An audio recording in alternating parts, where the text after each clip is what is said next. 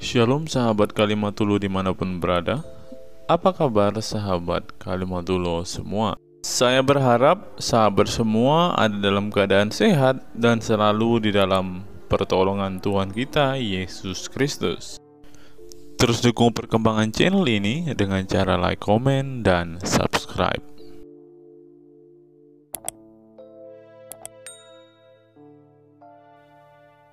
Tak minta disembah karena dia haus pengen disembah setan itu. Loh, gimana kamu itu? Sama seperti seorang raja. Saya kasih kamu contoh. Ada raja lewat. Sebentar. Ada raja lewat ya. Dia datang ke tengah-tengah rakyatnya. Raja ini dia bukan raja yang lalim, raja yang gila sembah. Dia tidak seperti itu. Tetapi kalau ada orang menyembah dia, dia tidak menolaknya. Nah, ada raja yang lalim. Raja lalim, haus kuasa, gila sembah. Kalau dia lewat, heh, sembah saya. Sembah saya. Ah, itu raja yang lalim itu. Ah, itulah Tuhanmu itu kayak begitu. Bagaimana? Kalau dijawab pertanyaannya. Silakan. Bagaimana bisa ditahu seorang raja ketika dia tidak mengatakan kalau dia itu raja? Duh, kamu salah besar. Yesus nggak perlu ngomong. Yesus tidak perlu ngomong bahwa dia raja. Orang-orang sudah tahu.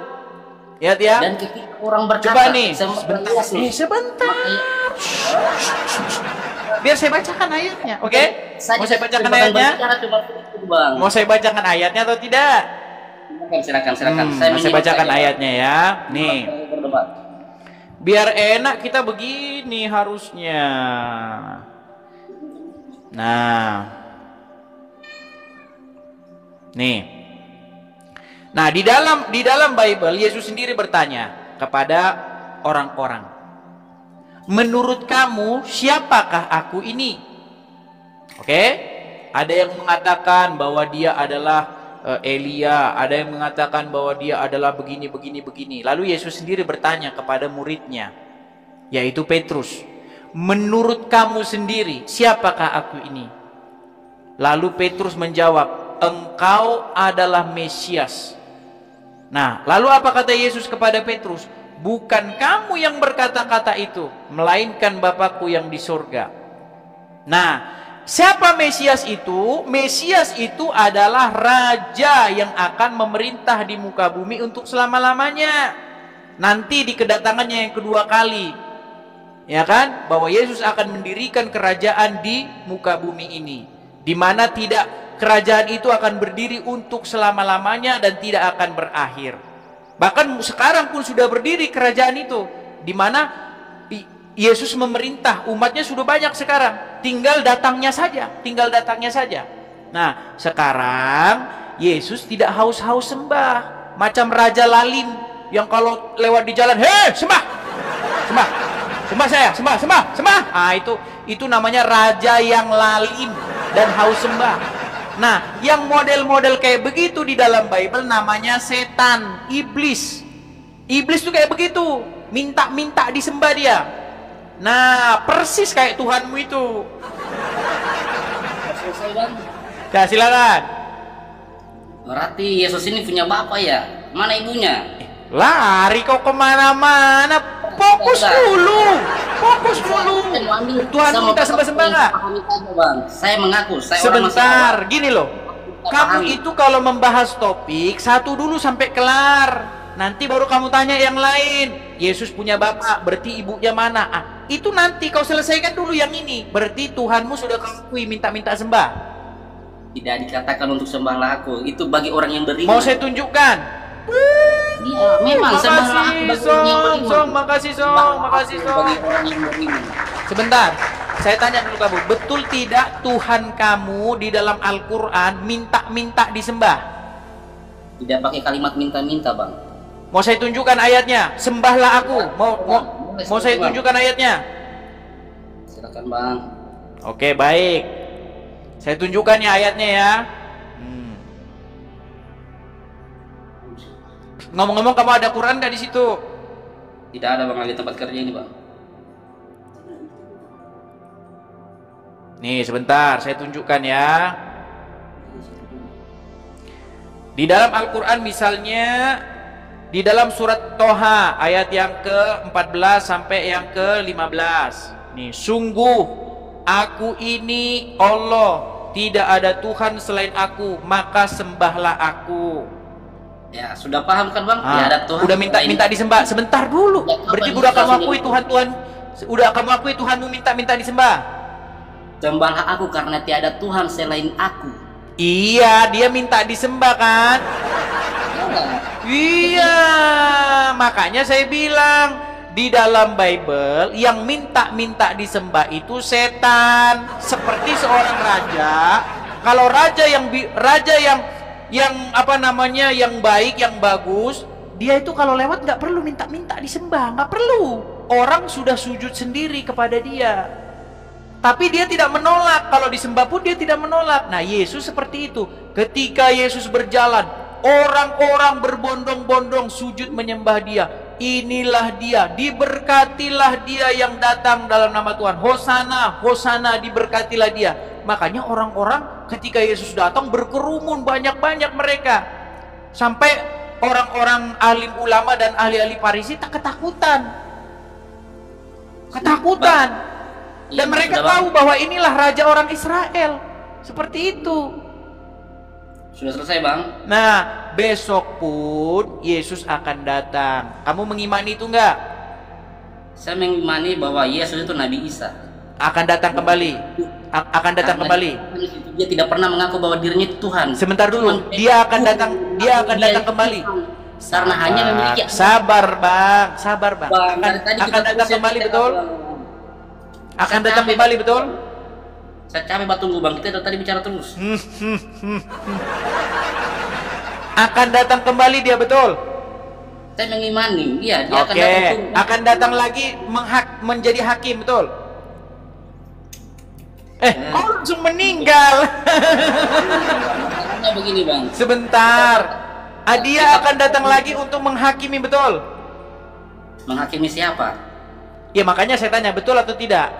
Ya tanya dulu, pertanyaan Anda itu menjebak. Menghakimi siapa? Untuk menjadi hakim yang adil. Di dalam hadis-hadismu dikatakan bahwasanya Isa akan datang untuk menjadi hakim yang adil, betul? Tidak. Terus menjadi apa dia? Dia turun hanya untuk mengatakan bahwa dia bukan Tuhan. Ayatnya mana? Hadisnya mana? Tunggu Bang, masalahnya saya tidak bawa Al-Quran juga Bang. Iya, kamu masalahnya asal-asal cuap-cuap saja. Kenapa bukan Muhammad yang datang untuk menjadi untuk meluruskan umat manusia? Bang, boleh saya bertanya Bang? Dari tadi kita bertanya terus, saya bertanya tidak direspon Bang. Ya udah, silakan. Apa pertanyaanmu? Silakan. Jelaskan ini Bang. Silakan. Katakan dirinya untuk disembah. Gimana? Kenapa ada orang-orang yang mengaku bahwa dia itu Tuhan, padahal dia bukan Tuhan? Dia sebentar, coba ulangin dari awal tadi. Gimana? Kamu bilang tadi apa? Kan abang sendiri habis bilang tadi bahwa Yesus itu tidak pernah meminta dirinya untuk disembah, cuma pengikut-pengikutnya yang tidak jelas dari mana mengakui dia itu Tuhan. Sudah? Lalu mengatakan itu Tuhan, harus sembahlah dia. Sudah bisa saya jawab? Tidak mengatakan itu. Sudah bisa saya jawab? Boleh Bang. Baik, saya jawab ya. Oke.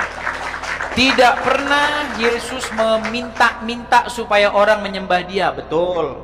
Tetapi orang menyembah dia, dan Yesus tidak pernah. Ketika orang-orang menyembah Yesus, tidak pernah Yesus ngomong, jangan sembah saya. Kan saya yang dijawab nih. Makanya kau dengarkan, ketika saya yang jawab, kau dengarkan. Iya, silakan Bang, silakan. Yesus tidak pernah minta disembah, tetapi orang-orang menyembah dia. Dan ketika Yesus disembah, orang-orang berbondong-bondong datang menyembah Yesus. Tidak pernah satu kali pun Yesus bilang, tolong jangan sembah saya, jangan. Gak ada. Tidak pernah. Dengar dulu biar saya selesaikan. Oke? Kemudian yang kedua, ketika orang-orang memanggil Yesus Tuhan, tidak pernah Yesus ngomong, saya bukan Tuhan. Nggak pernah Yesus bilang begitu. Nah, logikamu sama seperti ini. Ini gelas. Tahu gelas? Nah, gelas ini nggak pernah ngomong dia gelas. Tetapi karena dia tidak berkata dia itu gelas, apakah dia bukan gelas? Nah, itu yang disebut dengan argument from silence. Kamu tahu nggak artinya argument from silence? Maaf Bang, saya orang awam. Nah, saya jelaskan. Argument from silence itu adalah suatu argumen yang dibangun karena dia tidak mengatakan itu. Contoh nih. Saya diem aja ini, diem. Saya nggak ngomong kalau saya ini laki-laki. Terus kamu simpulkan, dia bukan laki-laki. Kenapa? Karena dia nggak ngomong kalau dia laki-laki. Nah, itu yang disebut dengan argument from silence. Kamu mengemukakan argumen karena dia tidak ngomong kalau dia itu. Nah, itu nggak boleh dalam sebuah diskusi seperti itu, nggak boleh. Ya, selesai jawabannya, Pak. Nah, silakan. Nah, kita katakan dia kan tidak meminta dirinya untuk disembah. Tapi atas dasar apa pengikutnya bisa mengatakan dia itu Yesus pada saat dimana dikatakan dia itu Tuhan? Padahal saat itu orang belum menganggap mereka itu Nabi Isa itu Tuhan. Padahal belum mereka anggap Nabi Isa itu pada saat dimana ya, ini karena tiba jadi Tuhan. Sebelumnya orang hina itu Nabi Isa. Kenapa tiba-tiba langsung jadi Tuhan? Baik, saya jawab ya. Misalnya di Yohanes 13 ayat 13 ya. Yesus sendiri berkata kepada murid-muridnya, kamu menyebut aku guru dan Tuhan, dan katamu itu memang tepat. Memang akulah guru dan Tuhan. Terus gimana lagi pertanyaanmu? Loh, gimana sih? Yang jadi masalah itu kalian orang Islam ini udah tahu Muhammad manusia biasa, udah tahu Muhammad kena sihir, udah tahu Muhammad mengharamkan yang halal, Muhammad ngomongnya salah, ya kan? Masih aja kalian tuhankan. Nah, itu yang jadi masalah itu kalian. Sudah tahu Muhammad, dengar dulu.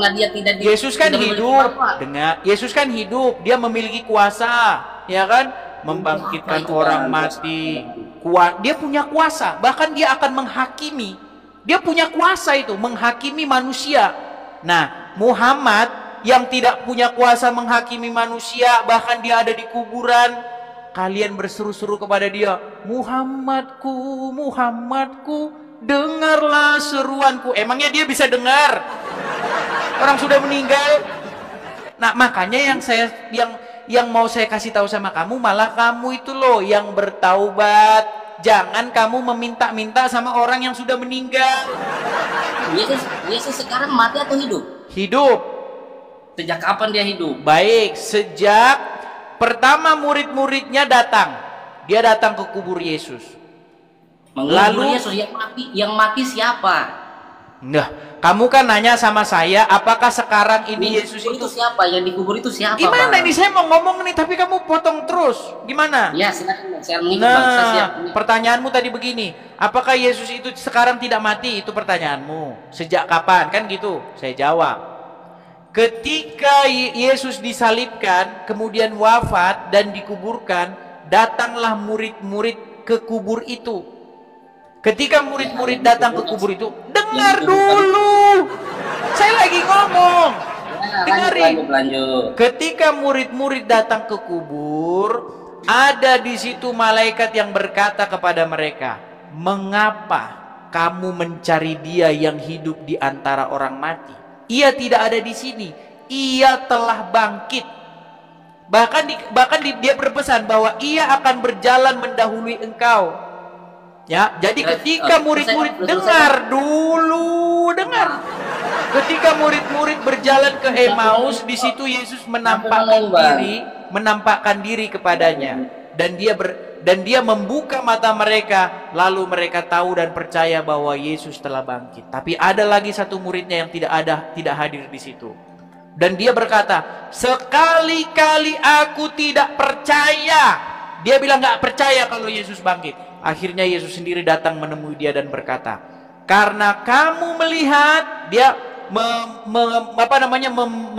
menyentuh, menyucukkan jarinya itu ke bekas paku di tangan dan lambungnya, ya. Lalu Yesus berkata kepada dia, karena kamu melihat, kamu percaya. berbahagialah mereka yang tidak melihat namun percaya. Itu pesan Yesus kepada generasi-generasi kita ini yang tidak melihat. Nah, ketika Yesus naik ke surga, Yesus bilang pesan begini, kamu sekalian adalah saksiku, saksi mata dari semuanya ini, kamu sekalian. Maka pergilah, beritakanlah Injil dan ajarlah mereka seperti apa yang telah kuajarkan kepada kamu, mulai dari Yerusalem, Samaria, dan sampai ke ujung bumi. Jelas kesaksian para saksi mata. Nah, sekarang yang jadi masalah begini, kamu itu udah tahu Muhammad meninggal di kuburan, kena sihir, ya kan? Bang, saya boleh bertanya bang, dengar dulu, kenapa masih kamu ikutin? Bukankah kamu termasuk orang-orang yang nekat kalau begitu caranya? Ayo. Bang, boleh saya bertanya lagi bang? Pasan dari tadi kita bicara terus, kita bertanya di foto. Silakan, tanya lagi, silakan. Yang kemarin disalib itu siapa? Apa? Atau rohnya yang disalib kemarin? Yang disalib ya jasadnya lah. Memang masa roh bisa disalib? Ada-ada aja kamu. Yesus itu mati ya? Tuhan ini Iyalah. mati. Iyalah. Berarti yang sekarang disembah ini apa? Yesus yang bangkit, yang hidup. Bangkit, hidup kembali habis mati. Iyalah. Oh, berarti Tuhan bisa mati ya bang? Ya. Tuhan bisa mati. Iblis bisa mati nggak? Iblis bisa mati. Ya kan Tuhan bisa mati ya, apalagi Yesus. Iblis bisa mati? Tidak bang. Berarti iblis lah Tuhanmu kalau gitu. Iblis tidak bisa mati kan? Nah, bang. Nah, iblis tidak bisa mati, berarti iblis lah Tuhanmu. Berat saudara-saudara. Tidak bisa mati, apalagi Tuhannya bang. Kenapa bisa mati Tuhannya? Ya karena manusia lah. Katakan iblis. Kan karena manusia, karena Yesus menjadi manusia, karena Firman itu menjadi manusia. Terus, apalagi pertanyaanmu? Pertanyaanmu apa lagi? Iya, ada juga nih bang. Bisanya Tuhan mati, baru iblisnya hidup. Terus? Karena baru itu bang. Karena iblis tidak bisa mati, karena iblis tidak bisa mati, berarti dia Allah. Apa? Iblis bisa mati nggak?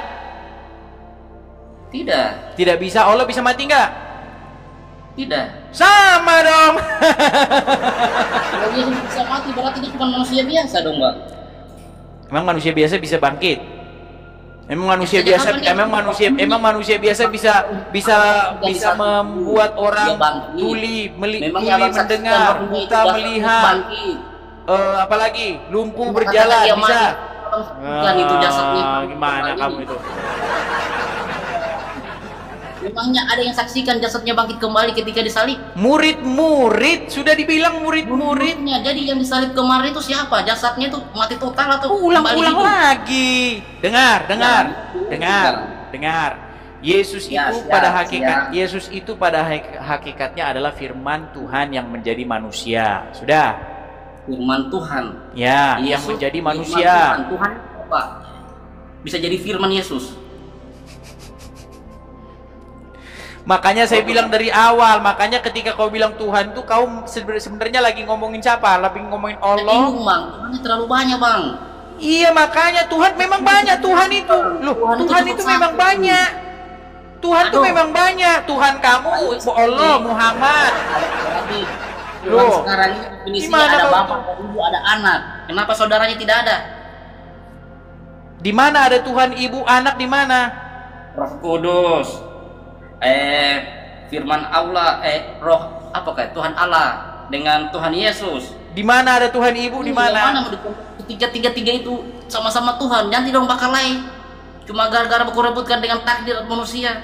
Berkelahi. Kenapa kok berkelahi? Terlalu banyak bang. Ada 3 bang. Nanti dong bakal tunjuk-tunjuk yang mana mau dimatikan manusianya. Yang mana? Tiga Tuhan. Kata siapa? Kata siapa? Secara logika saja bang, pikir. Enggak.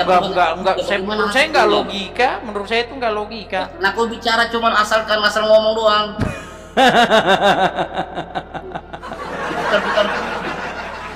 Dari mana logikanya? Bahwa kalau ada Tuhan anak, Tuhan ibu itu, lalu Tuhan anak sama Tuhan ibu berkelahi, di mana logikanya, di mana? Kita pikir saja bang. Kalau Tuhan ada 3, bagaimana di dunia ini terjadi? Di dunia ke depannya. Tiga pendapat itu berbeda. Oke, sekarang boleh kamu saya tanya pertanyaan yang sejenis? Tidak, jawab dulu bang pertanyaanku. Oke, saya menjawab ini dengan pertanyaan yang sejenis, gimana? Siap? Jawab dulu pertanyaan. Kenapa? Ini saya sedang menjawab nih. Boleh saya jawab? Boleh? Iya, jawab. Boleh? Iya, jawab bertanya. Oke. Iya, boleh saya jawab? Ya, boleh. Oke, siapa yang kau taati? Allah apa Muhammad? Allah. Muhammad enggak? Muhammad Nabi. Yang kau taati siapa? Yang kau taati Allah apa Muhammad? Allah. Muhammad enggak? Allah memberikan. Muhammad kau taati enggak? Tetap ditaati juga. Berarti berkalahi mereka bagaimana kalau berkalahi? Muhammad sama Allah. Yang mana yang mau kau taati? Bingung nanti nih, yang mana ayo? Mereka berkalahi nanti, yang mana yang kau taati? Allah bilang begini, Muhammad bilang begini, yang mana ini yang kau taati, yang mana? Allah memberi perintah kepada Oke, mau kita tes? Mau kita tes? Allah memberi perintah kepada Nabi Muhammad. Oke. Mau kita tes? Silakan bang. Oke, baik. Kalau Allah bilang di dalam Al-Quran suruh mengatakan perkataan yang benar. Ya lanjut. Muhammad bilang orang Islam boleh bohong. Yang mana yang mau kau ikuti? Sejak kapan Nabi Muhammad bilang manusia itu boleh berbohong? Jadi kau tak tahu Muhammad mengizinkan orang Islam boleh berdusta dalam 3 hal. Iya, silakan bang, jelaskan saja bang. Kalau masalahnya abang bicara setengah-setengah bang, silakan. Sekarang begini, kau kan logikamu, menurutmu sesuatu itu tidak bisa berjalan bersama-sama, itu kan menurutmu kan? Betul? Ya. Logikamu kan seperti itu. Nah sekarang di antara 2 orang ini, 2 sosok ini, Allah sama Muhammad, dua-duanya kan kau taati. Ya. Bagaimana kalau mereka berkelahi? Bagaimana kalau mereka berselisih pendapat? Yang mana yang kau mau ikuti? Kau pusing. Aduh, sudah kau pusing sudah. Ya siapa yang harus kau taati? Muhammad apa Allah? Kalau Allah Tuhan, kenapa kau nggak taati Allah saja? Kenapa Muhammad harus ikut-ikutan kau taati? Kenapa? Allah memberi perintah kepada nabinya. Jelas nabinya juga harus ditaati karena perintahnya melalui nabi. Seperti itu juga konsep di dalam kekristenan. Jadi di dalam kekristenan itu, makanya dengarkan. Ya, lanjut. Makanya begini, firman Tuhan dengan Tuhan itu sebenarnya, menurut kamu bedanya apa? Firman Tuhan itu kan pengejawantahan dari Tuhan itu sendiri. Kalau Tuhan berfirman, firmannya itu yang sampai kepada manusia, maka firmannya itu adalah pengejawantahan dari Dia yang mengatakannya, betul? Iya. Nah, makanya firman itu menjadi manusia. Nah, ketika firman itu menjadi manusia, berarti apa yang dikatakan oleh sang firman itu adalah cerminan dari apa yang dikatakan oleh Bapa juga di sorga, betul? Ya, itu definisi Anda ya. Jadi begitu juga Roh Kudus, roh yang dari Tuhan itu, roh yang dari Bapa itu juga roh yang dari Bapa, bukan langsung rohnya Bapa berkelahi sama Bapa, nggak begitu. Pola pikirmu bagaimana? Apakah firman Tuhan berkelahi dengan Tuhan? Ya enggak. Gimana kau itu? Makanya logikamu diperbaiki dulu. Firman Tuhan Anda berubah wujud menjadi manusia, berarti ketika dia berubah menjadi manusia dikatakan dia itu Tuhan. Oh iya, karena kan otoritasnya sama seperti dia. Kenapa bisa sama bang? Lah Muhammad aja otoritasnya sama seperti Allah, kok nggak paham? Sekarang saya tanya, mentaati Muhammad sama dengan mentaati Allah nggak?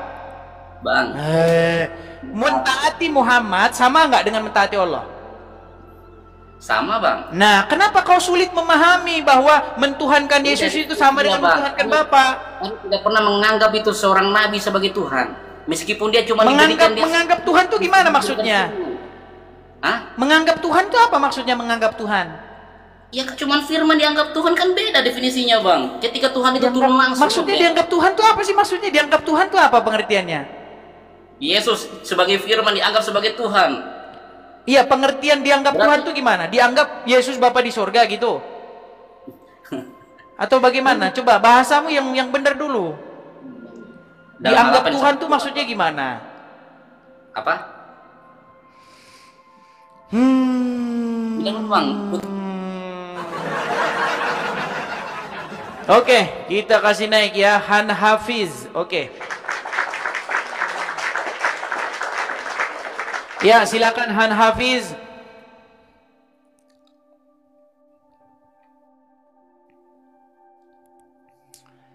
Han Hafiz. Baik. Ya, disconnect ya teman-teman ya. Oke, kita kasih naik lagi ada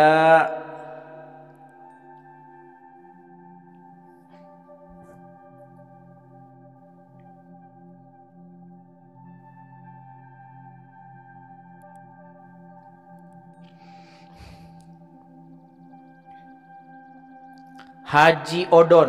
Haji Odon. Ya, silakan Haji Odon. Undang kameranya, Dis. Oke, sudah saya undang. Silakan diterima. Ntar ya, saya baju dulu. Oke. Mari kita simak apa yang diungkapkan oleh Profesor dan cendekiawan Muslim yang satu ini. Kita kutip dalil liputan 6, teman-teman. Quraisy Shihab mengatakan, tolong jangan pilih ustadz yang suka memaki. Kai Haji Quraisy Shihab ibaratkan begini. Nah, teman-teman, ternyata ada juga ustadz-ustadz yang suka memaki-maki, teman-teman.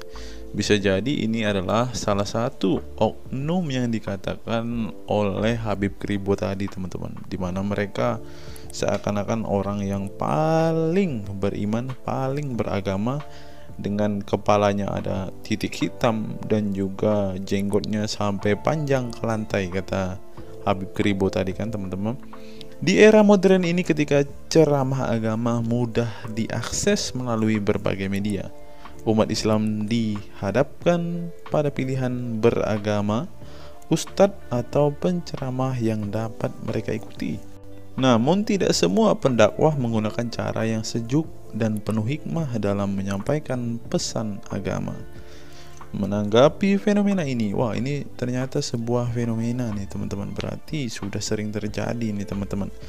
Profesor Kiai Haji Quraisy Shihab, seorang cendekiawan Muslim, terkemuka menekankan pentingnya memilih ustadz yang tidak memaki-maki dalam dakwahnya. Quraisy Shihab mengingatkan bahwa dakwah adalah ajakan kepada kebaikan yang harus disampaikan dengan cara yang baik pula. Ia menekankan pentingnya mencontoh akhlak Nabi Muhammad SAW yang selalu lemah lembut dalam menyampaikan ajaran Islam. Mengutip sabda Nabi Muhammad, barang siapa yang beriman kepada Allah dan hari akhir, hendaklah ia berkata baik atau diam. Ayahanda presenter Nasyo Shihab menegaskan bahwa ini adalah pedoman penting bagi para pendakwah. Kata-kata yang baik dan penuh hikmah lebih efektif dalam menyentuh hati dan menggerakkan orang untuk berubah ke arah yang lebih baik. Dalam dakwah, seringkali ditemukan penceramah yang menggunakan kata-kata yang keras dengan alasan untuk menegur atau mengingatkan umat. Namun, Profesor Quraisy Shihab mengingatkan bahwa cara ini justru bisa menimbulkan antipati dan menjauhkan orang dari ajaran agama Islam yang seharusnya penuh kasih sayang dan rahmat. Menukil Islam.co, Quraisy Shihab menjelaskan hal yang menarik ketika ditanya seseorang terkait kriteria ustadz yang tepat untuk dijadikan panutan atau sebagai penceramah. Mantan rektor lain, sekarang UIN, Syarif Hidayatullah Jakarta, ini menjelaskan dengan penuh kasih ibarat seorang bapak menasihati anaknya. Pilihlah ustadz yang menganut paham moderat. Anda tidak akan mendengar makian, tutur mantan Menteri Agama ke-16 masa Presiden Soeharto ini. Quraisy Shihab menjelaskan bahwa ustadz yang wasatiyah akan terbuka untuk dikritik dan tidak fanatik dengan satu pandangan dan menilai pandangan yang orang lain salah. Quraisy menjelaskan bahwa Ustadz Wasatiyah akan terbuka untuk dikritik dan tidak fanatik dengan satu pandangan dan menilai pandangan orang lain salah. Ustadz yang wasatiyah memahami bahwa jalan menuju agama itu besar dan memiliki jalan-jalan kecil untuk menuju jalan besar itu. Karena dalam rincian ajaran agama yang Tuhan tanyakan adalah hasilnya, misalnya 5 tambah 5 10, tapi bisa juga 7 tambah 3 lanjutnya. Salah satu ciri Ustadz yang wasatiyah menurutnya adalah berpengetahuan luas. Ustadz yang berpengetahuan luas akan mampu menilai dan menghargai suatu pendapat, sedangkan ustadz yang sempit pengetahuannya akan mudah menyalahkan. Semakin luas pengetahuan seseorang, semakin besar toleransinya. Semakin sempit, semakin bodoh tandasnya. Nah, teman-teman muslim, silahkan kalian mau milih ustadz yang modelnya seperti ini. Karena ustadz yang berilmu itu seperti yang dikatakan oleh Bapak Quraisy Shihab ini, bahwa mereka pasti adalah orang yang sangat toleransi. Tetapi jika ustadzmu kamu dapati tidak bisa bertoleransi atau orang yang intoleran, maka mereka bisa dikatakan ustadz yang BODOH, kata Quraisy Shihab. Nah, pertanyaannya adalah, apakah Zuma termasuk standar ustadz yang baik atau ustadz yang toleran? Mari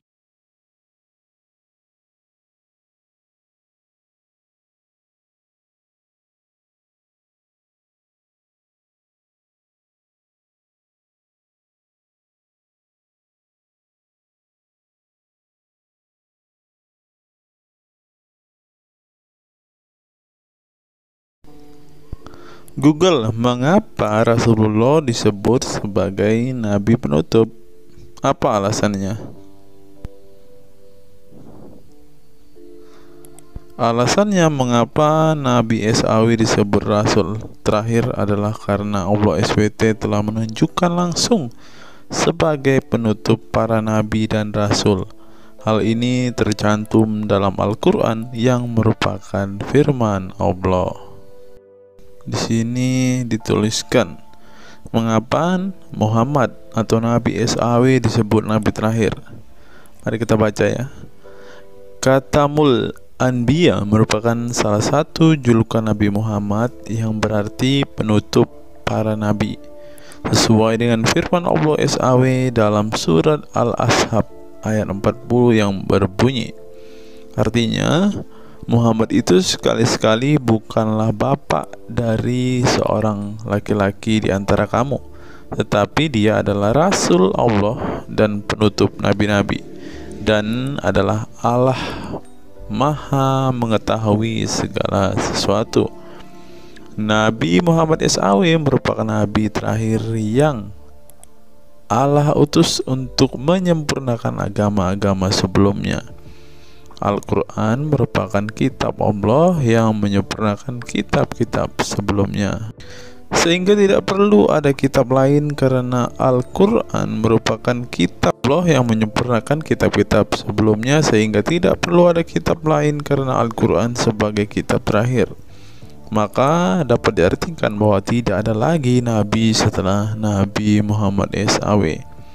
Nabi Muhammad SAW sebagai nabi terakhir juga didukung dengan dalil lainnya, yaitu surat Al-Sab 61 ayat 6. Dan ingatlah ketika Isa bin Maryam berkata, "Hai Bani Israel, sesungguhnya aku adalah utusan Allah kepadamu, membenarkan kitab sebelumku, yaitu Taurat, yang memberikan kabar gembira dengan datangnya seorang Rasul yang akan datang sesudahku, yang namanya Ahmad dalam tanda kurung Muhammad." Menurut Syekh Al-Zairi dalam kitab Al-Jawahir dan Al-Qalamiyah, Alasan kenapa Nabi Muhammad SAW dijadikan Nabi terakhir adalah hikmah terputusnya para Nabi itu untuk menyeru umat manusia agar beribadah kepada Allah, menunjukkan mereka ke jalan yang lurus dalam urusan kehidupan duniawi dan ukhrawi, memberitahu kepada mereka tentang hal-hal yang tidak dapat dicapai oleh penglihatan mereka, dan memberitahu keadaan yang pemikiran mereka belum sampai, dan menetapkan dalil yang meyakinkan serta menghilangkan syubhat keserupaan yang tidak benar. Adapun hubungan dakwah Nabi Muhammad SAW dengan nabi-nabi terdahulu ialah terbangun atas dasar sebagai penguat dan penyempurna dakwah nabi-nabi sebelumnya. Oleh karena itu, semua para nabi selalu dibangun atas dasar dua pondasi utama, yaitu akidah, syariat, dan akhlak. Dari segi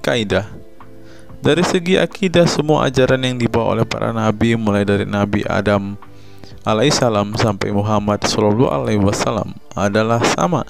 Tidak ada beda antara nabi satu dengan nabi yang lainnya. Semuanya mengajarkan keimanan terhadap keesaan Allah SWT, yaitu dengan membersihkan dari segala sifat yang tidak layak baginya, dan mengimani adanya hari kiamat serta adanya surga dan neraka.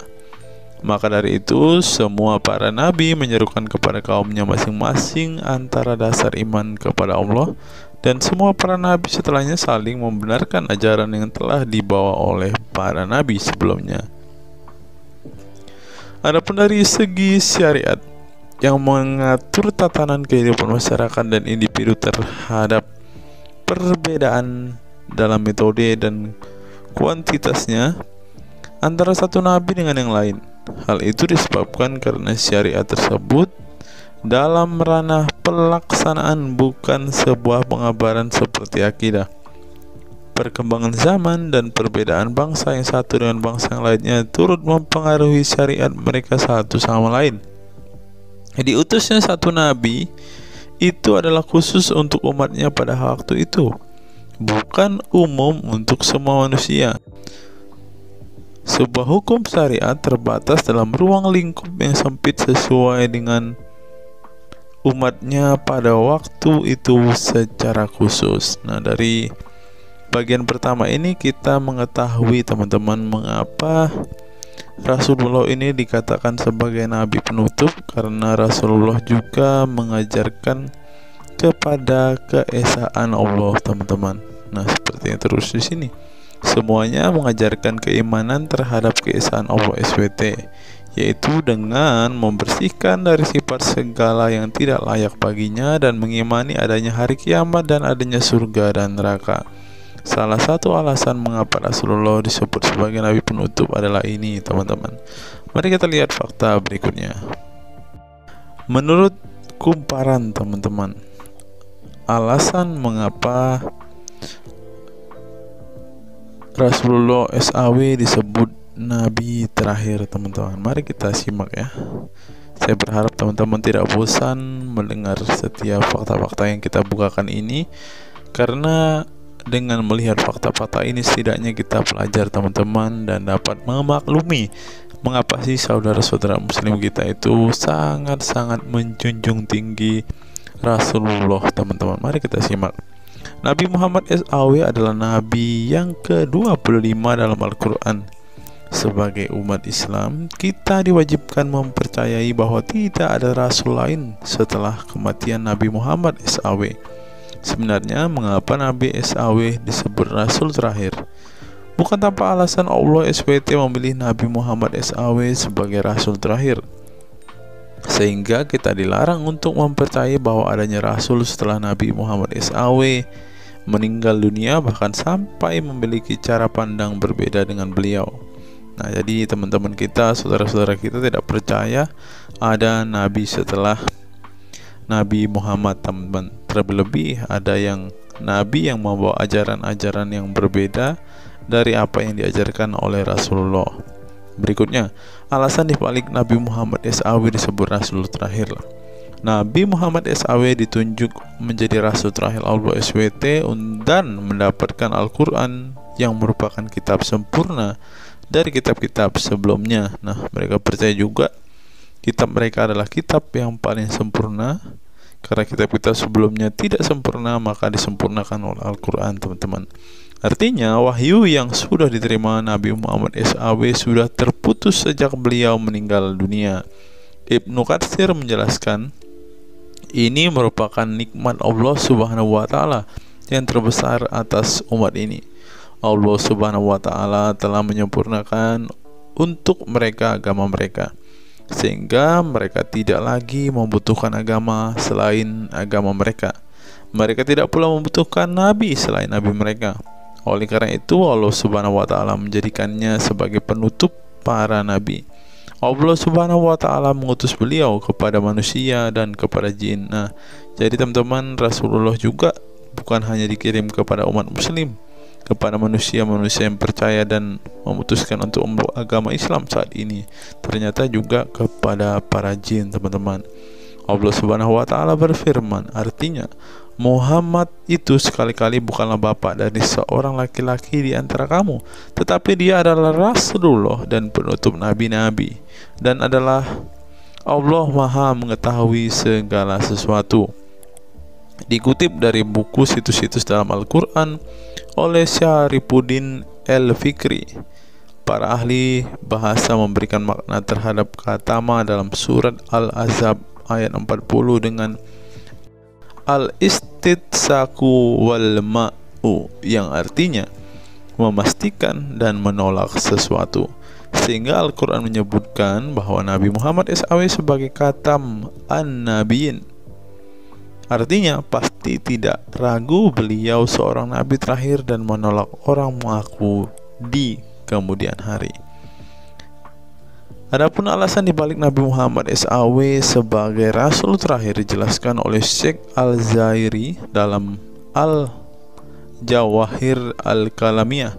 Sebenarnya Nabi kita Muhammad dikatakan sebagai penutup para nabi itu hanya karena sesungguhnya hikmat terputusnya para nabi itu menyeru umat manusia agar beribadah kepada Allah, menunjukkan mereka ke jalan yang lurus dalam urusan kehidupan duniawi dan ukhrawi, memberitahu kepada mereka tentang hal-hal yang tidak dapat dicapai oleh penglihatan mereka, dan memberitahu keadaan yang pemikiran mereka belum sampai, dan menetapkan dalil yang meyakinkan serta menghilangkan syubhat-syubhat keserupaan-keserupaan yang tidak benar. Karena itu, umat manusia tidak memerlukan lagi kepada nabi sesudah Nabi Muhammad, sebab syariatnya telah mencapai batas kesempurnaan. Dan dari alasan inilah tampak jelas tentang rahasia terusnya beliau untuk seluruh umat manusia, dan keberadaan beliau sebagai manusia yang paling utama dalam segi fisik serta halaknya. Demikianlah penjelasan singkat mengenai Nabi Muhammad SAW sebagai Rasul terakhir. Semoga dengan mengetahuinya dapat menambah meneladani beliau sebagai sosok yang sempurna. Yang perlu diingat, jangan menghujat ya teman-teman. Mengutip sindonews.com, inilah ke-10 keistimewaan Rasulullah. Yang pertama, air liur Rasulullah menjadi obat. Dari Sahl bin Sa'ad berkata, saat Rasulullah dan para sahabat akan berperang di Khaibar, Rasulullah bersabda bahwa ia akan memberikan bendera kepada seorang pria yang cinta dan dicintai oleh Allah dan Rasulnya, dan Allah akan memberikan kemenangan. Rasulullah mencari Sayyidina Ali, akan tetapi para sahabat mengatakan bahwa Ali sedang mengalami sakit mata. Rasulullah memerintah para sahabat untuk mendatangkan Ali kepada beliau. Kemudian Rasulullah meludahi kedua matanya dan mendoakannya. Seketika itu sakit matanya sembuh seakan-akan tidak ada bekas sakit sebelumnya. Kemudian sahabat Talq bin Ali mengaku pernah digigit kalajengking di kakinya. Lalu Nabi meludahi kakinya dan mengusapnya. Seketika hilang sakit dan berhenti darahnya keluar. Talak bin Ali mengatakan, aku digigit oleh kelajengking ketika aku di dekat Nabi Muhammad, lalu beliau meludahi kakiku dan mengusapnya. Yang kedua, rambut beliau membawa berkah. Sahabat Khalid bin Walid radhiyallahu anhu tak pernah kalah di medan perang. Di setiap perang, Khalid selalu meraih kemenangan dan membuat nyali musuh ketakutan. Ternyata penyebabnya tak lepas dari keberkahan rambut Nabi Muhammad yang selalu dia bawa ketika perang. Rambut beliau juga dijadikan sebagai obat bagi orang sakit. Yang ketiga, keringat Nabi Muhammad menjadi minyak wangi. Anas bin Malik menceritakan keberkahan keringat Nabi Muhammad sebagai minyak wangi. Beliau mengatakan, Nabi masuk ke rumah kami dan beliau qailullah, tidur siang di tempat kami. Ketika tidur itu Nabi berkeringat, kemudian ibuku datang membawa botol dan keringat Nabi Muhammad ditampung ke dalam botol itu. Kemudian ketika Nabi bangun dari tidurnya, beliau bertanya kepada ibuku, wahai Ummu Sulaim, apa yang sedang engkau perbuat? Ummu Sulaim mengatakan, ini keringatmu wahai Rasulullah, aku jadikan minyak wangi dan ini adalah minyak wangi yang paling wangi. Yang keempat, tidak memiliki bayangan. Asyadid Muhammad bin Alawi Al-Maliki dalam kitabnya Mafahim Yazib Antus Hahaha menyebut di antara kekhususan Nabi Muhammad adalah tidak memiliki bayangan. Karena memang beliau adalah cahaya dan cahaya tidak pernah memiliki bayangan. Nabi tidak memiliki bayangan meskipun ada sinar matahari. Ini didukung oleh doa Nabi yang meminta kepada Allah untuk dijadikan sebagai cahaya. Hal ini disebutkan oleh Imam Muslim dalam hadis yang menjelaskan tentang bacaan Nabi dalam doa sujudnya. Ya Allah, jadikanlah di dalam hatiku cahaya, di pendengaranku cahaya, dalam penglihatanku cahaya, di sebelah kananku cahaya, di sebelah kiriku juga cahaya, di depanku cahaya, dan di belakangku cahaya, serta di atasku cahaya, juga di bawahku cahaya, dan jadikanlah untukku cahaya. Dalam riwayat lain juga disebutkan, jadikanlah aku cahaya. Yang kelima, tidak pernah menguap. Dalam kitab Al-Qashais Al-Kubra, Imam Asyuyuti menyebutkan riwayat Nabi Muhammad yang sepanjang hayat tidak pernah menguap. Ditakris oleh Imam Al-Bukhari dalam kitabnya Al-Tariq dan juga Ibnu Abi Saibah dalam Musannafnya, dan dari Isa Ibnu Sa'ad dari Yazid bin Al-Asham, beliau berkata bahwa Nabi Muhammad tidak pernah menguap sama sekali. Yang keenam, hati beliau tidak pernah tidur. Keistimewaan lainnya adalah kedua mata beliau tertidur, namun tidak demikian dengan hati beliau. Suatu waktu Nabi Muhammad pernah ditanya oleh istrinya Sayyidah Aisyah tentang tidurnya selepas sholat witir. Wahai Rasulullah, apakah engkau tidur setelah sholat witir? Beliau menjawab, betul Aisyah, sesungguhnya mataku tertidur dan tetapi hatiku tidak pernah tidur. Ini sejalan dengan apa yang disebutkan beliau bahwa para nabi tidaklah tidur kecuali hanya mata mereka saja yang terpejam. Hati mereka tidak pernah tidur dari berzikir kepada Allah Ta'ala. Dan begitu juga para nabi tidur hanya matanya saja, sedangkan hatinya tidak pernah tidur. Yang ketujuh, jubah beliau sembuhkan orang sakit. Asma bintu Abu Bakar radhiyallahu anhu bertaburuk dengan jubah Nabi. Dari Abdullah bin Kaisan berkata, diperlihatkan kepadaku sebuah jubah tayalisah dari Kisra dan kerahnya berbahan dibaj. Juga kedua sisinya dijahit dengan dibaj. Asma berkata kepada budaknya, Wahai Abdullah, jubah ini dahulu ada pada Aisyah hingga ia wafat. Setelah Aisyah wafat, aku pun mengambilnya. Dulu Rasulullah sering memakai jubah ini. Kami pun biasa mencuci jubah ini dengan air untuk menyembuhkan orang yang sakit. 8. Darah bekam Nabi diminum sahabat. Darah Rasulullah benar-benar barokah. Sahabat Abdullah bin Zubair radhiyallahu anhu pernah meminum darah Nabi. Diceritakan Abdullah datang kepada Rasulullah ketika beliau sedang berbekam. Setelah Rasulullah selesai, maka beliau memberikan darah berbekam itu sambil berkata, "Pergilah dan sembunyikan darah ini dari manusia." Maka aku pergi dan meminum darah itu. Selepas itu aku mendatangi Rasulullah kembali. Lalu Rasulullah bertanya, "Apa yang kamu lakukan?" Abdullah menjawab, "Aku sudah sembunyikan darah itu di tempat yang tidak boleh dilihat oleh manusia." Baginda Nabi berkata lagi, "Jangan-jangan kamu telah meminumnya?" Beliau menjawab, "Ya, aku telah meminumnya, wahai Rasulullah."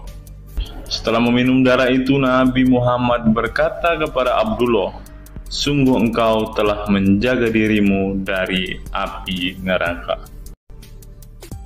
Yang ke-9, tidak pernah ihtilam atau dalam tanda kurung mimpi basah.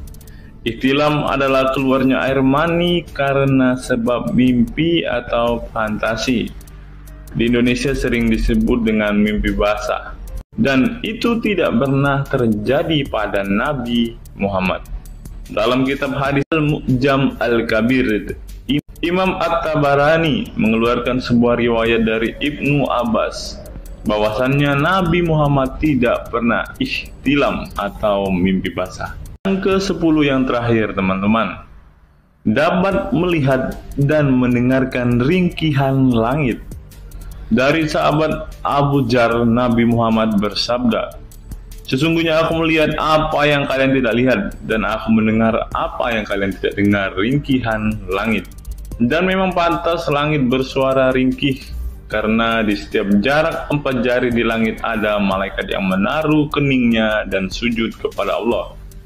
Demi Allah, seandainya kalian mengetahui apa yang aku ketahui, kalian akan sedikit tertawa dan banyak menangis." Keistimewaan lain dari Nabi Muhammad disebutkan ketika beliau buang air tidak ada bekasnya sama sekali. Dalam kata lain, semua kotoran beliau ditelan bumi, tak sedikit pun yang tertinggal. Beliau juga mampu melihat ke belakang dengan jelas sebagaimana beliau melihat ke depan. Itulah ke-10 keistimewaan Nabi Muhammad yang juga menjadi bukti kenabian beliau. Rasulullah adalah manusia sebagaimana umatnya, akan tetapi Allah menjadikan beliau sebagai manusia yang tidak seperti manusia pada umumnya.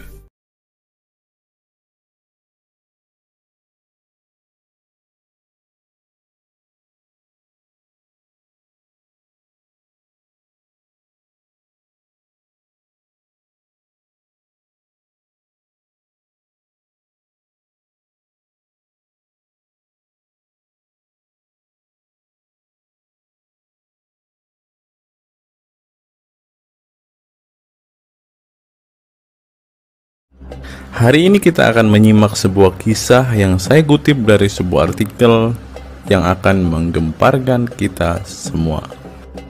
Karena kisah ini berisi sebuah cerita tentang para sahabat Nabi Muhammad yang katanya masuk surga. Bagaimana mungkin para sahabat ini bisa masuk surga? Sedangkan junjungan mereka sendiri pun tidak mempunyai kepastian surga. Seperti yang diungkap Bapak Quraisy Shihab berikut ini. Tidak benar, saya ulangi, tidak benar bahwa Nabi Muhammad sudah dapat jaminan surga. Mendengar apa yang dikatakan Bapak Quraisy Shihab tadi, jelaslah bahwa Rasulullah pun tidak pasti masuk surga. Bagaimana mungkin para sahabat masuk surga jika sang junjungan sendiri tidak punya kepastian surga? Memang sedikit aneh sih teman-teman. Nabi tidak pasti masuk surga, tapi para sahabat masuk surga. Mungkinkah para sahabat lebih baik dari sang Nabi? Untuk itu, mari kita simak kisah para sahabat Nabi berikut ini dan temukan alasan mengapa mereka bisa masuk surga. Kisah sahabat Nabi Muhammad SAW yang dijamin masuk surga oleh Allah SWT. Semua manusia pasti menginginkan masuk surga Allah SWT, namun tidak semua jiwa bisa masuk surga. Ada banyak tantangan dan perjalanan yang sangat panjang yang harus dihadapi umat Islam hingga mendapat kesempatan ala SWT untuk masuk surga. Itu juga belum tentu langsung masuk surga. Mungkin harus ke neraka untuk menghapus dosa-dosa terlebih dahulu. Meski demikian, kita bisa belajar dari kisah sahabat Nabi Muhammad SAW yang dijamin masuk surga Allah. Mereka tidak begitu saja mendapat tempat yang keindahannya kekal abadi. Berbagai ujian keimanan dan fisik dalam mengarungi kehidupan mereka di jalan Allah SWT. Siapa sajakah sahabat Nabi SAW yang dijamin masuk surga? Simak selengkapnya dalam ulasan berikut ini. Kisah sahabat Nabi Muhammad SAW yang dijamin masuk surga. Dalam sebuah hadis terdapat 10 sahabat Nabi SAW yang masuk surga. Hadis tersebut berasal dari Abdurrahman bin Auf radhiyallahu anhu. Ia berkata, Rasulullah Shallallahu alaihi wasallam bersabda. Adapun kisah 10 sahabat Nabi yang dijamin masuk surga yang dikutip dari buku biografi 10 sahabat Nabi yang dijamin masuk surga karya Sujai Fadil 2020. Yang pertama, Abu Bakar As-Siddiq. Abu Bakar As-Siddiq dikenal sebagai manusia terbaik setelah Nabi Muhammad SAW. Beliaulah orang pertama yang beriman kepada Nabi SAW, menemaninya dan membenarkan perkataannya. Ketika Nabi Muhammad SAW meninggal dunia, beliaulah yang dipilih menjadi imam dan melanjutkan kepemimpinan sebagai khalifah. Yang kedua, Umar bin Khattab. Sahabat Nabi Muhammad SAW selanjutnya yang dijamin masuk surga adalah Umar bin Khattab. Dedikasi beliau kepada agama Islam sangatlah besar. Walaupun sebelum ia memutuskan untuk beriman kepada Nabi Muhammad SAW, ia ingin membunuhnya. Setelah masuk agama Islam, Umar bin Khattab menjadi orang yang paling berani dan mendapat gelar Al-Furuq yang memiliki arti pembeda antara yang benar dan yang salah. Yang ketiga, Utsman bin Affan. Utsman bin Affan merupakan saudagar kaya raya, namun kekayaan tersebut tidak membuatnya sombong, namun kebalikannya. Utsman menggunakan hartanya untuk zakat, sedekah, dan infak. Setelah meninggalnya Umar bin Khattab, beliau melanjutkan kepemimpinannya dan juga melanjutkan tugas untuk menyusun mushaf Al-Quran. Yang keempat, Ali bin Abi Thalib. Ali bin Abi Thalib merupakan sepupu dari Nabi Muhammad SAW, sehingga beliau banyak belajar Islam dari usianya sejak kecil. Ali bin Abi Thalib pernah ditinggal Nabi Muhammad SAW saat perang Tabuk untuk menjaga para wanita dan anak-anak. Setelah meninggalnya Utsman bin Affan, beliau meneruskan kepemimpinannya. Namun di masa kepemimpinannya banyak sekali pertentangan dan perpecahan kelompok dengan pemikiran masing-masing. Talhah bin Ubaidillah. Meski tak seterkenal para khulafaur rasyidin, namun beliau merupakan sosok perlindung bagi Nabi Muhammad dalam perang Uhud dengan menangkis anak panah dengan tangannya hingga kehilangan jari-jarinya.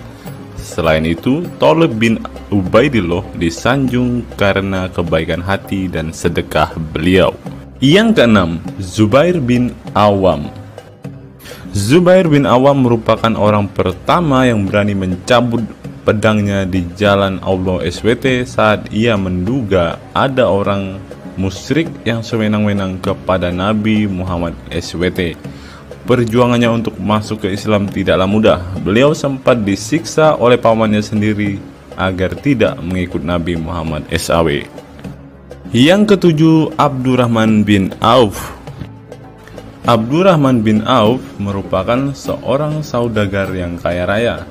Walaupun seorang yang berlimpah harta, beliau banyak menggunakan hartanya untuk kaum muslimin. Ketika mendengar bahwa dirinya akan masuk surga, Abdurrahman bin Auf khawatir apakah layak masuk surga dan merasa dirinya bukanlah siapa-siapa. Yang kedelapan, Sa'ad bin Abi Waqqas. Sa'ad bin Abi Waqqas merupakan paman Nabi Muhammad SAW dari ibunya. Ketika mendengar Islam di Mekah, Sa'ad langsung menghampiri Nabi Muhammad SAW untuk beriman kepada Allah SWT dan Rasulnya. Sa'ad bin Abi Waqqas merupakan orang pertama yang meletakkan anak panah di jalan Allah SWT. Beliau juga dipilih menjadi komandan perang Qadisiyah dan diangkat menjadi gubernur Kufah di masa kepemimpinan Utsman bin Affan. Yang kesembilan, Sa'id bin Zaid. Apabila seseorang yang mampu membuat Umar bin Khattab yang keras bisa masuk ke dalam Islam, beliau adalah Sa'id bin Zaid dan istrinya Fatimah bin Khattab. Beliau mengadakan pertemuan di Darul Arqam dan sebelumnya menyampaikan dakwah di dalamnya. Sa'id bin Zaid tidak pernah absen dari peristiwa penting dan peperangan bersama Nabi Muhammad SAW kecuali di perang Badar. Yang ke-10, Abu Ubaidah bin Zarah. Abu Ubaidah bin Zarah merupakan seorang sahabat Nabi Muhammad yang lemah lembut namun cekatan. Beliau termasuk salah satu generasi pertama yang masuk Islam.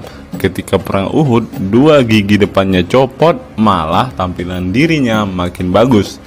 Giginya ompong dikarenakan ia mencabut 2 rantai yang masuk melalui lubang kancing topi besi di wajah Nabi Muhammad SAW karena terkena tebasan.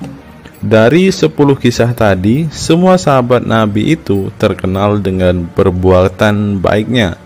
Apakah standar umat muslim masuk surga adalah dengan berbuat baik? Perbuatan baik tentu tidak dapat menyelamatkan. Seorang ustadz pernah berkata seperti ini. Mengantarkan kita masuk ke surga itu bukan amal perbuatan kita. Kita semua masuk ke dalam surga Allah kelak itu lantaran mendapat anugerah dari Allah dan mendapat rahmat dari Allah. Jadi bukan karena amal ibadah kita.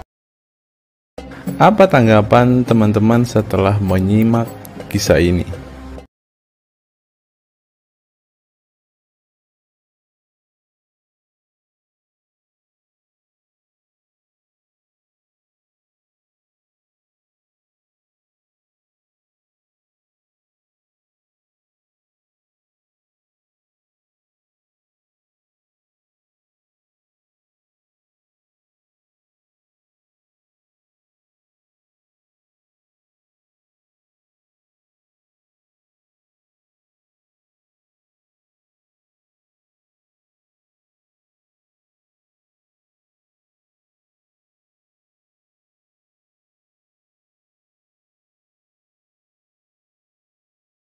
Saya teringat dengan satu perkataan seorang ustadz, teman-teman. Ustadz ini mengatakan bahwa memang benar saudara-saudara muslim kita itu hanya suka membaca Al-Quran, suka berbahasa Arab, tetapi pada kenyataannya mereka ini, teman-teman, ternyata adalah orang-orang yang tidak paham sama sekali dengan apa yang mereka baca, teman-teman.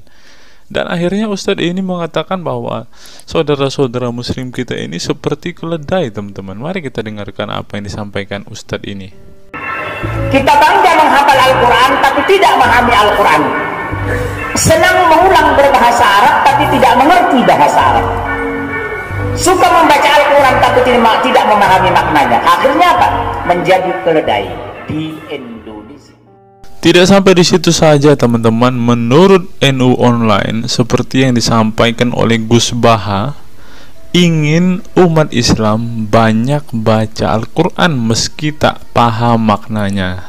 Teman-teman bisa baca sendiri ya judul artikel ini. Artikel ini mengatakan seorang Gus ingin umatnya itu semua umatnya dia ingin bahwa mereka harus mau dan rajin membaca Al-Quran, teman-teman. Walaupun ya pada kenyataannya apa yang mereka baca mereka tidak ketahui. Apa yang mereka baca mereka tidak tahu maknanya, teman-teman. Mari kita dengarkan dan lihat apa isi dari artikel yang diransir oleh NU Online ini, teman-teman. Jakarta, NU Online. Rais Syuriah Pengurus Besar Nahdlatul Ulama PBNU Kiai Haji Ahmad Bahaudin Nur Salim yang biasa dikenal dengan Gus Baha mengingatkan umat muslim atau umat Islam untuk memperbanyak membaca Al-Quran meski tidak memahami maknanya.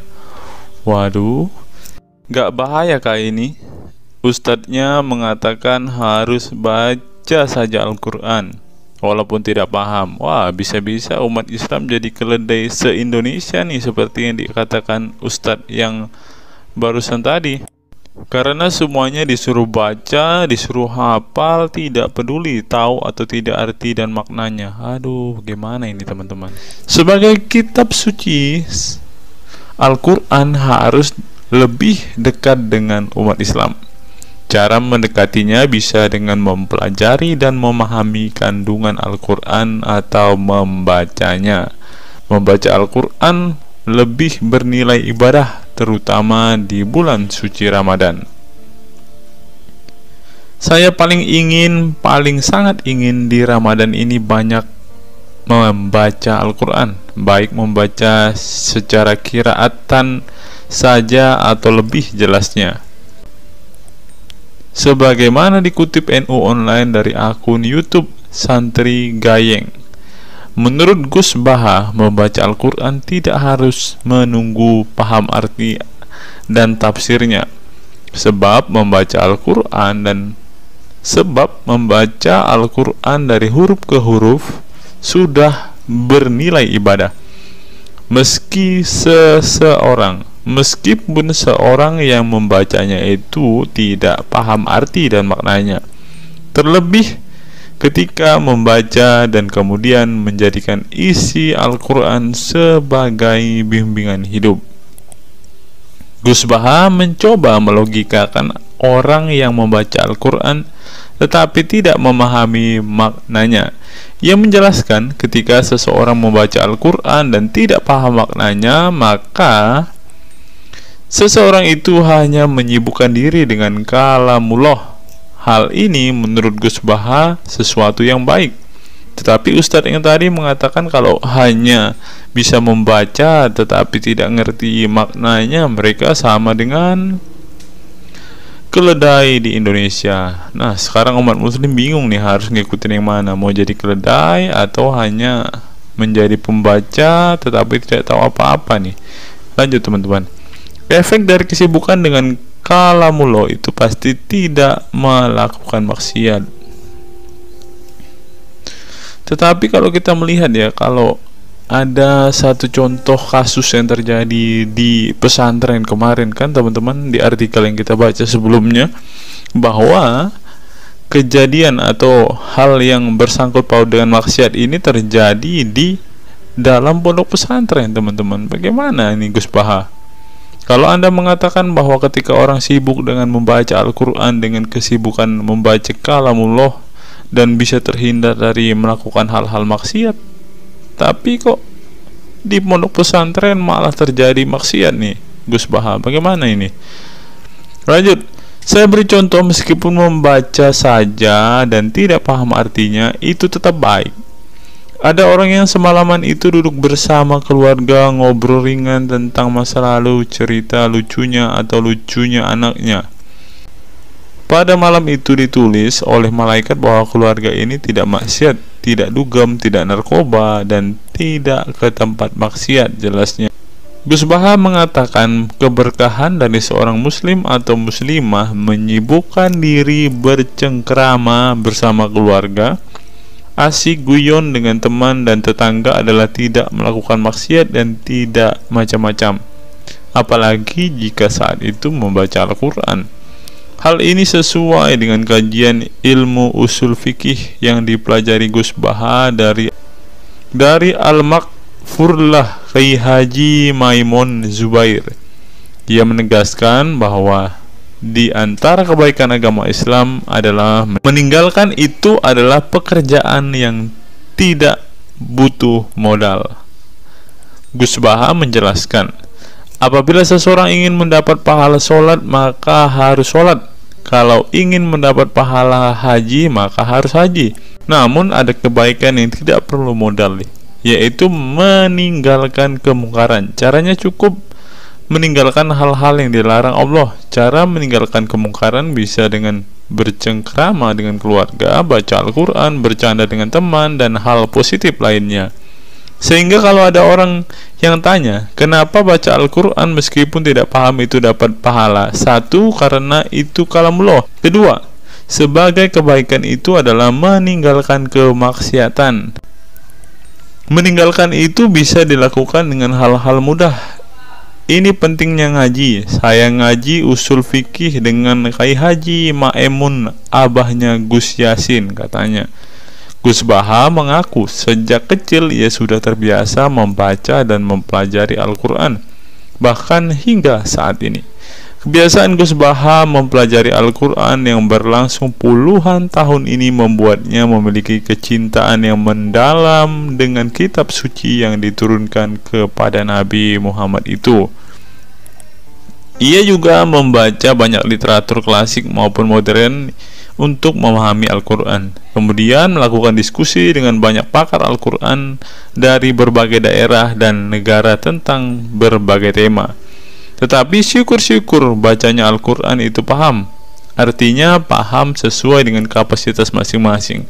Saya mulai kecil hingga sekarang masih ngaji Al-Quran, masih belajar, juga masih terus mencari ilmu, ucap pengasuh pondok pesantren Tahfidzul Quran LP3 IA Rembang, Jawa Tengah itu. Nah teman-teman, setelah mendengarkan apa yang dikatakan Ustadz Munzir Situmorang dan juga Gus Baha ini, taulah kita sekarang mengapa ketika ada debater Islam yang berdebat dengan saudara-saudara apologet Kristen kita, mereka tidak paham sama sekali dengan Quran mereka, dengan hadis mereka, karena ya seperti ini teman-teman. Membaca Al-Quran, menghafal Al-Quran itu adalah sebuah ibadah bagi kepercayaan mereka teman-teman. Walaupun mereka tidak paham apa yang mereka baca, walaupun mereka tidak mengerti sama sekali apa yang mereka baca teman-teman, yang penting dibaca saja, itu adalah sebuah amal baik. Nah teman-teman, kita belajar bahwa ketika apologet Kristen berdebat dengan para apologet Islam atau dengan para polemikus Muslim, inilah yang terjadi teman-teman. Mereka tidak paham sama sekali ketika mereka ditanya isi hadis dan Qur'annya. Karena pada intinya atau pada kenyataannya, seperti pengakuan dua ustadz ini tadi, bahwa memang benar umat muslim itu hanya senang membaca, hanya suka membaca, hanya suka mengimani, tetapi tidak paham sama sekali dengan apa yang mereka baca dan imani teman-teman. Sebagai contoh teman-teman, kita kalau melihat perdebatan antara Gurunda Zuma dengan apologet Kristen ya, ketika Zuma ditanyakan ayat-ayat Al-Quran atau hadis-hadisnya, Zuma pasti tidak pernah menjelaskan ayat dan hadis itu teman-teman. Alasannya ya kita tahu ya, sekarang ternyata memang Zuma pun ternyata hanya hafal, hanya suka membaca, tetapi tidak paham dan tidak mengerti sama sekali dengan apa yang mereka baca dan hafalkan teman-teman. Ya, jadi kita bisa ambil kesimpulan bahwa orang-orang model seperti ini sama seperti keledai di Indonesia, seperti yang diungkapkan oleh Ustadz Munzir Situmorang tadi, teman-teman.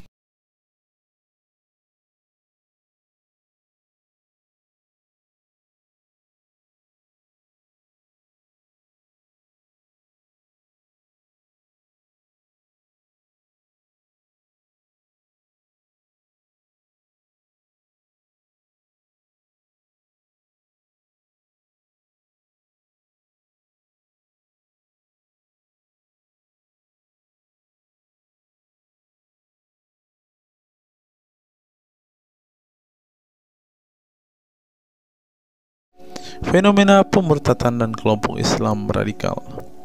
Sejumlah sarjana Islam mengemukakan hukuman seorang murtad adalah hak prerogatif Tuhan, bukan wewenang manusia. Masalah pemurtadan selalu menjadi isu penting dalam sejarah wacana keislaman. Dalam Islam, tindakan atau sikap seseorang muslim meninggalkan agama Islam, baik dengan perkataan maupun dengan perbuatan, disebut dengan ridah atau irtidad dalam bahasa Arab. Dan orang muslim yang melakukan tindakan ini disebut murtad. Nah, seperti yang dikatakan oleh Yakut tadi, teman-teman, dengan mengatakan toa itu seperti gonggongan anjing, dia sudah murtad, teman-teman. Itulah sebabnya saudara-saudara muslim menganjurkan dia untuk istighfar dan mengucapkan 2 kalimat syahadat kembali. Lanjut. Seorang dikatakan murtad belum tentu mereka pindah atau konversi ke agama baru. Bisa juga mereka kemudian memilih untuk tidak beragama, menjadi sekuler, ateis, agnostik, dan lain sebagainya. Masalah pemurtadan ini bukan hanya diskursus dan fenomena eksklusif dalam Islam saja, tetapi juga dalam agama-agama lain. Ya, ada banyak pendapat di kalangan sarjana muslim tentang status ridah dan bagaimana seharusnya memperlakukan seorang murtad. Ada yang berpendapat ridah adalah masalah kepolitikan, bukan masalah teologi keagamaan, sehingga orang yang keluar dari Islam murtad tidak perlu dikenai hukuman apapun, termasuk hukuman pembunuhan.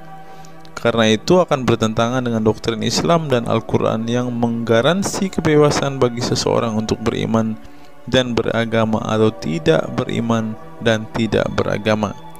Bagi mereka, sejarah hukuman pembunuhan bagi orang-orang yang keluar dari Islam lebih mengacu pada fenomena dan alasan sosial politik belaka. Dengan kata lain, kata murtad bagi mereka mengacu pada pengertian pembangkangan politik ketimbang pemberontakan teologis. Tak ada konsensus mengenainya. Tetapi ada pula yang berargumen bahwa masalah pemurtadan adalah masalah teologi keagamaan, sehingga orang yang mendeklarasikan diri keluar dari Islam harus dihukum bunuh seperti yang dipraktikkan oleh generasi Islam pasca wafatnya Nabi Muhammad.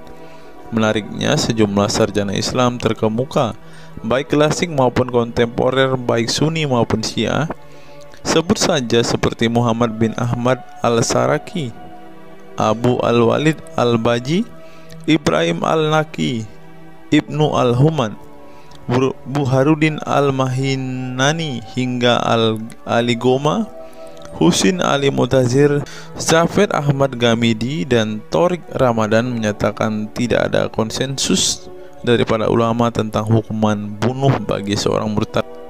Mereka juga menegaskan bahwa hukuman seorang murtad adalah hak prerogatif Tuhan, bukan wewenang manusia.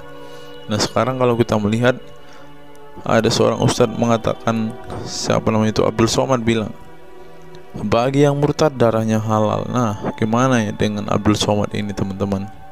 Dia sudah tidak menghidupi apa yang diajarkan oleh pendahulu-pendahulunya, teman-teman. Lanjut, masalah sejarah dan fenomena pemurtadan dalam Islam ini dengan baik dikupas oleh Abdullah Said dalam Freedom of Religion, Apostasy and Islam, atau Taha Jabir Al-Wani dalam Apostasy in Islam, A Historical and Scriptural Analysis.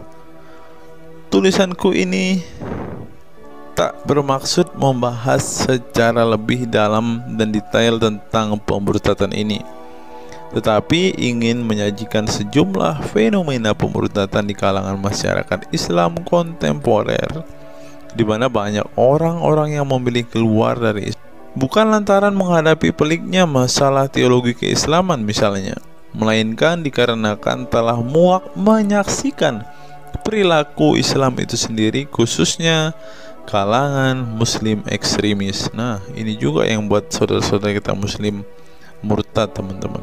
Nggak tahu ya Abdul Somad termasuk orang yang Islam atau muslim yang ekstremis atau enggak ya, karena dia bilang siapa yang murtad darahnya halal. Bisa jadi Somad salah satu Islam ekstremis. Berikutnya, faktor trauma.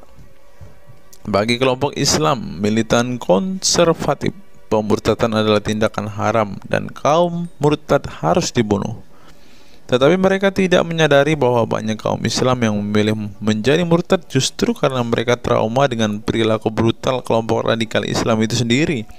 Lihat misalnya penuturan sejumlah mantan muslim dalam buku Living Islam, Apostate Speak Out, yang diedit oleh Ibnu Warak, nama samaran seorang pensiunan Islam kelahiran Rajkot, India. Dalam buku yang sangat provokatif ini, sejumlah ex-muslim bersuara keras memberi kesaksian tentang kebobrokan perilaku kelompok muslim radikal di negara-negara yang mayoritas berpenduduk muslim seperti Pakistan, Bangladesh, Aljazair, Iran, Afghanistan, dan lain sebagainya. Para penulis buku ini sebelumnya merupakan para sarjana aktivis muslim yang taat saleh sampai akhirnya mereka menyaksikan momen-momen mengerikan dalam hidup mereka hingga akhirnya mereka menyatakan goodbye pada Islam. Lihat teman-teman, mereka ini adalah saksi keekstriman Islam, teman-teman.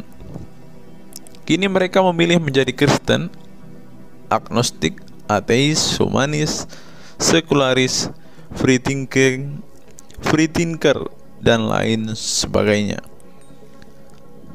Setelah mendeklarasikan dari emoh pada Islam, mereka kemudian pada umumnya memilih tinggal di Barat, khususnya Amerika Serikat, Kanada, Eropa Barat, dan Australia. Karena kalau mereka tinggal di Arab ya pasti dipenggal, teman-teman. Sebagai suaka baru mereka dengan pertimbangan satu, masalah ketidakamanan jika mereka tinggal di negara asal mereka, sebab seorang yang pindah agama dihukumi murtad dan mereka itu bisa dibunuh. Nah, benar apa yang saya katakan tadi kan, teman-teman.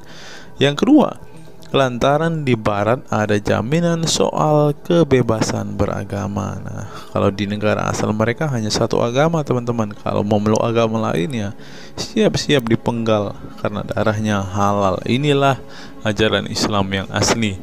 Berikutnya, buku yang ditulis oleh kaum murtad ini penting untuk disimak sebagai kritik tajam atas tindakan radikalisme agama yang dilakukan oleh,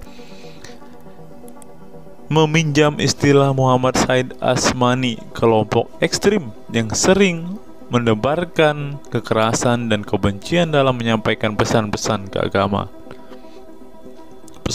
keagamaan tanpa disadari bahwa perilaku sadis dan barbar mereka telah menyebabkan sebagian umat Islam frustasi dan kehilangan kepercayaan terhadap agama mereka, kemudian memilih hengkang dari Islam. Ini menunjukkan bahwa masalah pemurtadan atau proses konversi tidak semata-mata masalah teologi keagamaan, tetapi juga sosial, politik, dan ekonomi. Itulah yang dialami Ibnu Warok, Ali Sina, Anwar Saik, Faisal Muhammad, Serek Malik, Samia Libini, Abul Qasem, dan masih banyak lagi.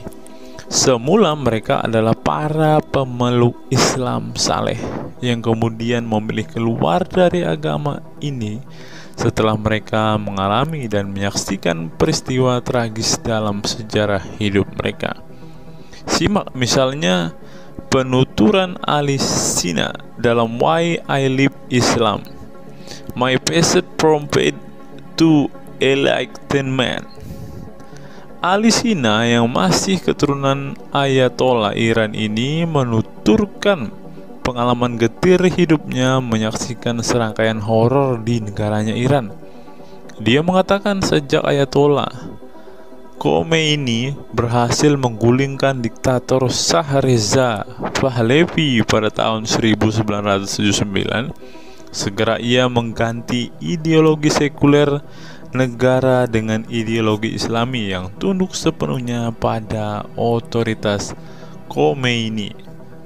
Masih menurut Ali Sina, alih-alih ingin menegakkan kedaulatan dalam praktiknya, yang terjadi justru penegak kedaulatan Khomeini, di mana melalui agen rahasianya yang bernama Saza Mene Ate Laat Fa Amniate Keskharar, yang disingkat Shefak, dia dan para pendukungnya menghancurkan siapapun yang tidak mau tunduk pada otoritas politik keagamaannya, termasuk bekas sekutunya. Maka pada saat Imam Khomeini berkuasa, kata Sina, nyawa pun menjadi sangat murah. Ribuan orang Irak dibunuh sebagai efek perang teluk antara Iran-Irak. Ribuan pengikut Bahai Faith disiksa dengan tuduhan murtad, dan ribuan penduduk Iran yang menolak otoritas politik dan agama sang imam dipenjara. Nasib kaum perempuan lebih tragis lagi. Sebelum dibunuh, mereka diperkosa oleh tentara syariat dengan alasan sebagai imbalan pembangkangan kepada sang Ayatollah sekaligus tiket menuju surga. Oh, ngeri teman-teman, tiket menuju surga. Peristiwa tragis semasa rezim Khomeini ini membuat Ali Sina trauma dan kehilangan kepercayaan terhadap Islam, sehingga ia memilih murtad. Sekarang ia mendirikan Faith Freedom Foundation untuk mengadvokasi orang-orang yang ingin meninggalkan Islam. Selain Ali Sina, pengalaman getir juga dialami oleh Abul Qasim Bangladesh, Sherak Malik Pakistan, Anwar Saik Pakistan Bertain, Nadia dari Maroko, Samia Libina dari Tunisia, Azad dari India, dan masih banyak lagi. Setelah mengalami dan menyaksikan sejumlah peristiwa tragis kekerasan agama yang dilakukan kaum muslim radikal di negara mereka, mereka kemudian hijrah ke iman yang baru. Memang tidak bisa dipungkiri di negara-negara berbasis Islam itu telah terjadi sejumlah peristiwa sadis yang dilakukan sekelompok rezim muslim militan dan kaum radikal agama demi ambisi politik kekuasaan mereka. Atas nama agama dan penegakan syariat Islam, mereka melakukan serangkaian teror dan kekerasan terhadap kelompok minoritas dan lawan-lawan politik agamanya. Penulis perempuan Mesir Bad Yeor telah menunjukkan dengan baik sebagian dari sejarah gelap radikalisme kelompok militan konservatif terhadap kaum minoritas ini dalam buku The Decline of Eastern Christianity Under Islam From Jihad to Dhimmitud. Dalam buku ini, dia berpendapat bahwa konsep dhimmi, khususnya Kristen dan Yahudi yang secara literal mengacu pada definisi protected people, orang-orang yang dilindungi, dalam realitasnya justru menjadi kelompok yang diperas, dieksploitasi, karena di samping dipaksa membayar pajak pada pemerintah, mereka tidak pernah menikmati hak-hak sipil sebagai warga negara. Di negara-negara berbasis syariat Islam, mereka memang menjadi warga negara kelas 2, kalau bukan malah tidak berkelas lagi. Wah. Tidak hanya non-muslim saja, kaum muslim yang kebetulan berseberangan dengan ideologi dan aliran keagamaan rezim penguasa, baik rezim Sunni maupun Syiah, juga mendapat perlakuan kejam dan diskriminatif.